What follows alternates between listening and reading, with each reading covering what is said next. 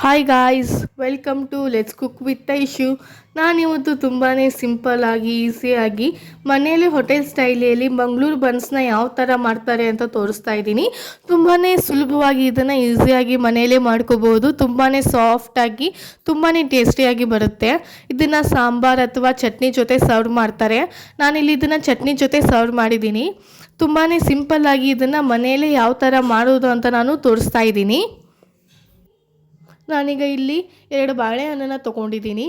ಆದಷ್ಟು ಬಾಳೆಹಣ್ಣು ತುಂಬಾ ಹಣ್ಣಾಗಿ ಮೇಲ್ಗಡೆ ಸಿಪ್ಪೆ ಎಲ್ಲ ಬ್ಲ್ಯಾಕ್ ಆಗಿರುತ್ತೆ, ಆ ಥರ ಹಣ್ಣನ್ನು ತೊಗೊಳ್ಳಿ. ಮತ್ತು 1 ಕಪ್ಪು ಸ್ವಲ್ಪನೇ ಕಡಿಮೆ ಆಗೋಷ್ಟು ಮೊಸರನ್ನ ತೊಗೊಂಡಿದ್ದೀನಿ.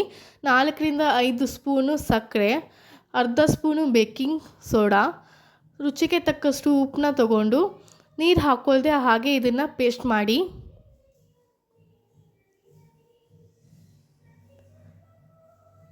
ಈಗ ಈ ಪೇಸ್ಟ್ ರೆಡಿಯಾಗಿದೆ. ಈಗ ಈ ಪೇಸ್ಟನ್ನ ನಾನು ಒಂದು ಬೌಲ್ಗೆ ಕನ್ವರ್ಟ್ ಮಾಡಿಕೊಂಡು ಅದಕ್ಕೆ ಮೈದಾ ಹಿಟ್ಟನ್ನ ಹಾಕ್ಕೊಂಡು ಚೆನ್ನಾಗಿ ಮಿಕ್ಸ್ ಮಾಡ್ತಾಯಿದ್ದೀನಿ. ಇದೇ ಕ್ವಾಂಟಿಟಿಯಲ್ಲಿ ಇಷ್ಟೇ ತೊಗೋಬೇಕಂತ ಏನಿಲ್ಲ ಹಿಟ್ಟನ್ನ. ನೀವು ಈ ಪೇಸ್ಟಲ್ಲಿ ಎಷ್ಟು ಹಿಟ್ಟಾಗುತ್ತೋ ಅಷ್ಟೇ ಹಿಟ್ಟನ್ನ ತೊಗೊಂಡು ಕಲಸಿ, ನೀರೆಲ್ಲ ಹಾಕ್ಕೋಬೇಡಿ. ಇದೇ ಪೇಸ್ಟಲ್ಲೇ ಇದು ಹಿಟ್ಟನ್ನ ಹಾಕ್ಕೊಂಡು ಮಿಕ್ಸ್ ಮಾಡಿ. ಚೆನ್ನಾಗಿ ಪೂರಿ ಹಿಟ್ಟನ್ನ ಯಾವ ಥರ ಕಲಿಸ್ತೀವಿ ಆ ಥರ ಇದನ್ನು ಕಲಿಸ್ಕೊಳ್ಳಿ. 1 ಟೇಬಲ್ ಸ್ಪೂನ್ ತುಪ್ಪನ ಹಾಕ್ಕೊಂಡು ಚೆನ್ನಾಗಿ ಮಿಕ್ಸ್ ಮಾಡಿ.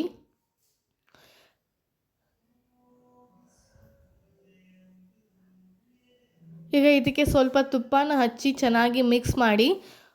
ಒಂದು 6ರಿಂದ 8 ಗಂಟೆ ಇದನ್ನು ನೆನೆಕಿರಿ ಹೊರಗಡೆ. ಇದು ಚೆನ್ನಾಗಿ ನೆನಿಬೇಕು. ನೀವು ರಾತ್ರಿ ಏನಾದರೂ ಇದನ್ನು ಕಲಿಸಿಟ್ರೆ ಬೆಳಗ್ಗೆವರೆಗೂ ಇದು ಚೆನ್ನಾಗಿ ನೆನೆದಿರುತ್ತೆ. ಆದಷ್ಟು ಇದು ಚೆನ್ನಾಗಿ ನೆನಿಬೇಕು. ಒಂದು 6ರಿಂದ 8 ಗಂಟೆ ಹೊರಗಡೆನೇ ಇರಿ. ಈಗ ಇದು ಚೆನ್ನಾಗಿ ನೆನೆದಿದೆ. ಎಷ್ಟು ಚೆನ್ನಾಗಿ ನೆನೆಯುತ್ತೆ ಅಷ್ಟು ಚೆನ್ನಾಗಿ ಬರುತ್ತೆ ಬನ್ಸು. ಇದು ನೋಡಿ ಈಗ ಇದು ಎಷ್ಟು ಸಾಫ್ಟಾಗಿ ನೆನೆದಿದೆ ಅಂತ ಹಿಟ್ಟು. ಈಗ ಇಲ್ಲಿ ಒಂದು ಪ್ಯಾನ್ಗೆ ನಾನು ಆಯಿಲ್ನ ಹಾಕಿ ಆಯಿಲ್ ಬಿಸಿ ಮಾಡೋಕ್ಕೆ ಇಟ್ಟಿದ್ದೀನಿ. ನೀವು ಪುಡಿನ ಯಾವ ಥರ ಲಟ್ಟಿಸ್ಕೋತೀರೋ ಇದನ್ನು ಕೂಡ ಅದೇ ಥರ ಲಟ್ಟಿಸ್ಕೊಳ್ಳಿ. ಆದರೆ ಏನು ಸ್ವಲ್ಪ ಇದು ದಪ್ಪ ಇರಬೇಕು. ತುಂಬ ತೆಳ್ಳಗೆ ಇದನ್ನು ಲಟ್ಟಿಸ್ಕೋಬೇಡಿ, ದಪ್ಪ ಲಟ್ಟಿಸ್ಕೊಳ್ಳಿ.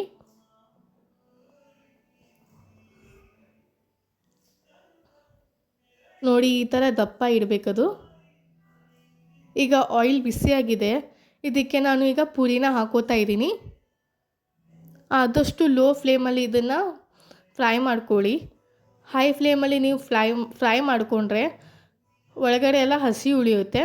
ಸೊ ಹಾಗಾಗಿ ಇದನ್ನು ಲೋ ಫ್ಲೇಮಲ್ಲೇ ಫ್ರೈ ಮಾಡಿ. ನೋಡಿ ಎಷ್ಟು ಚೆನ್ನಾಗಿ ಇದು ಉಪ್ತಾ ಇದೆ ಪೂರಿ. ಚೆನ್ನಾಗಿ ನೆನೆದಿದ್ರೆ ಈ ಥರ ಚೆನ್ನಾಗಿ ಬರುತ್ತೆ ಬನ್ಸು. ಇದು ಗೋಲ್ಡನ್ ಕಲರ್ ಆಗೋವರೆಗೂ ಇದನ್ನು ಫ್ರೈ ಮಾಡ್ಕೊಳ್ಳಿ. ಈಗ ಇದು ಚೆನ್ನಾಗಿ ಫ್ರೈ ಆಗಿದೆ. ತುಂಬಾ ಸಿಂಪಲ್ಲಾಗಿ ಸುಲಭವಾಗಿ ಮನೆಯಲ್ಲೇ ಹೋಟೆಲ್ ಸ್ಟೈಲಲ್ಲಿ ಮಾಡ್ಕೋಬೋದು.